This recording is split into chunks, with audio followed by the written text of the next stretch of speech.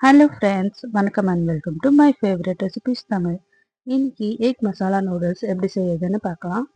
அதுக்கு கடாய் வச்சுக்கலாம். அதில் எண்ணெய் ஊற்றிக்கலாம்.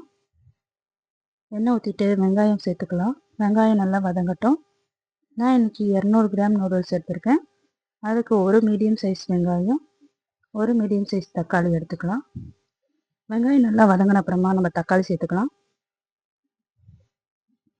தக்காளி கொஞ்சம் நேரம் நல்லா வேகட்டும். நல்லா வதக்கி விடலாம்.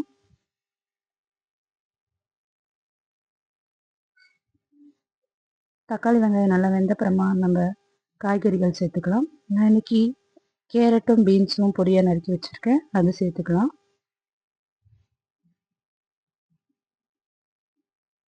காய் கொஞ்சம் நேரம் நல்லா வதங்கட்டும்.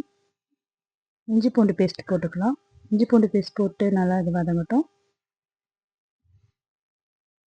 நம்ம தண்ணி ஊற்றிலாம் வேக வைக்க போதில்லை, அதனால் ஒரு 2 நிமிஷம் மூடி போட்டு வேக வச்சோம்னா காயெல்லாம் வெந்துடும்.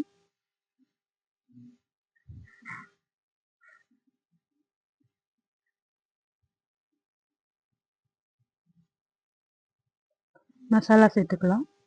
நான் எனக்கு 1 ஸ்பூன் மிளகாத்தூள், தனி மிளகாத்தூள், 1/2 ஸ்பூன் கரம் மசாலா சேர்த்துருக்கேன். கொஞ்சமாக உப்பு சேர்த்து இது நல்லா வதக்கிக்கலாம்.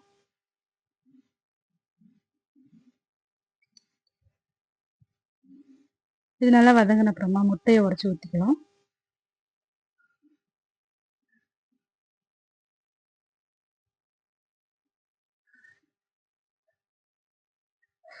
முட்டை உடச்சி ஊற்றிட்டு எல்லா காயிலையும் நல்லா மிக்ஸ் ஆகிற மாதிரி நல்லா கிளறிக்கலாம்.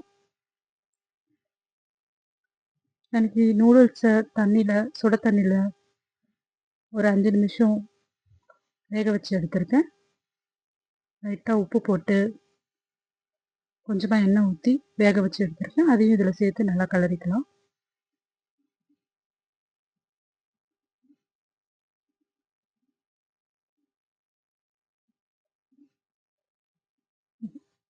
அவ்வளோதான், நூடுல்ஸ் போட்டு கிளறினா நம்மளோட எக் மசாலா நூடுல்ஸ் ரெடி ஆயிடுச்சு.